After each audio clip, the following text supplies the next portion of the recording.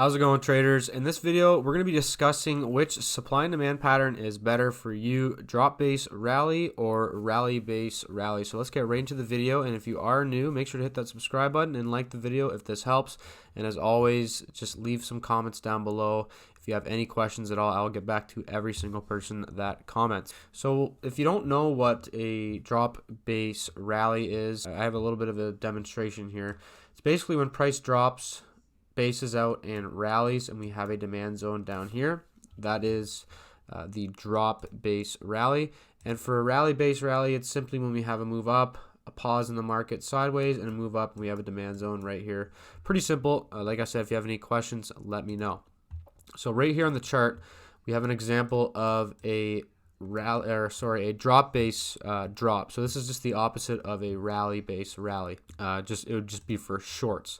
So this is an example of a rally base rally right here. If I'm confusing you, sorry, but anyways, let's keep going here. So for the pros of a drop base rally, the first one is it's always the lowest price, right? So for example, this price here, where we had a drop base move up, that is the lowest price went after this drop, right? So technically, you know, the value in that is that you're getting the lowest price possible, right? So, you know, it's like you're getting something on sale. So that's one of the biggest pros of a drop base rally.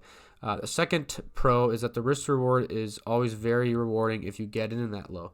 Obviously, this example, you made a nice return all the way up to here, and then price obviously came back down. But you know, you never know, right? You could be catching that low of price, and we could see the euro continue just to move up and up and up and up. So that's a huge pro, is that if you get in at the low, you can always get a lot of risk to reward. And another one, this one's pretty big as well, is you can catch that falling knife when retail traders, like a lot of rookie traders, are trying to chase price. So right here we had a big move down. Retail traders are probably chasing shorts. They're probably shorting.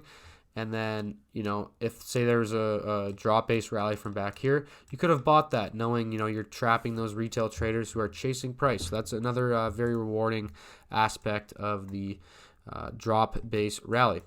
All right, here's the cons of the drop base rally. So this is the biggest one for me, is you're always trading near support and resistance levels. I know people might question what I mean.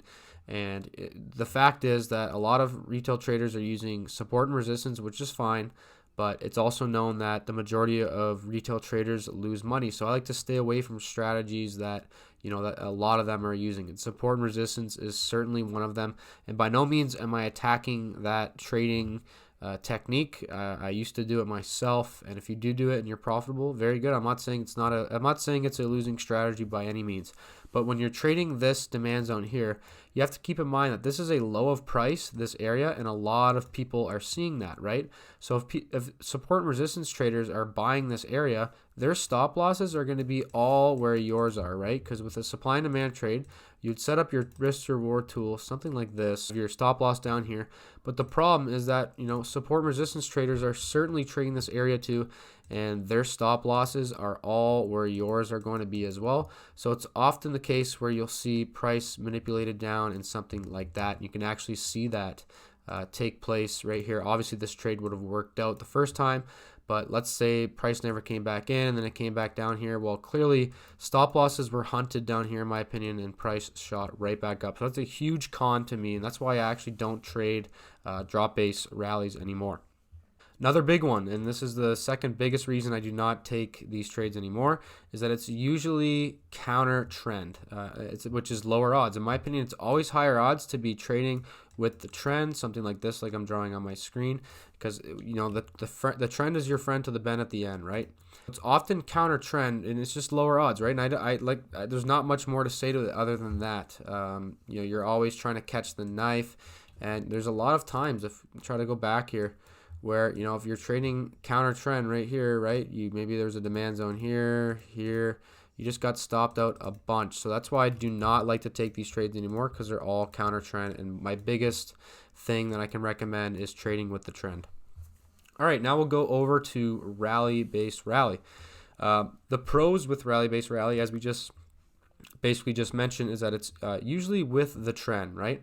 If you look here on this chart, well, this right here is the drop base drop, which is just the opposite of the rally base rally. But with the trend, right? The overall trend is down. If you really want to take a big zoom out look, the overall trend is down. So I don't recommend buying the euro at all in here. You can check out my weekly forex forecasts.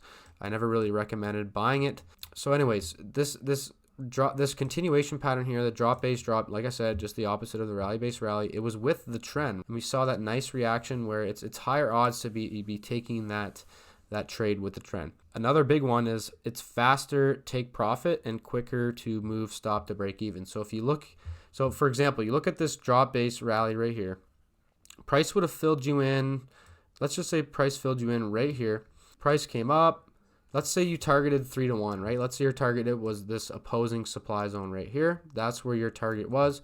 Well, it took so long for it to get to there, right? A lot of drawdown, or not really a lot of drawdown in this example, but it took a long time for price to get up there. So that's a huge con of the drop base rally.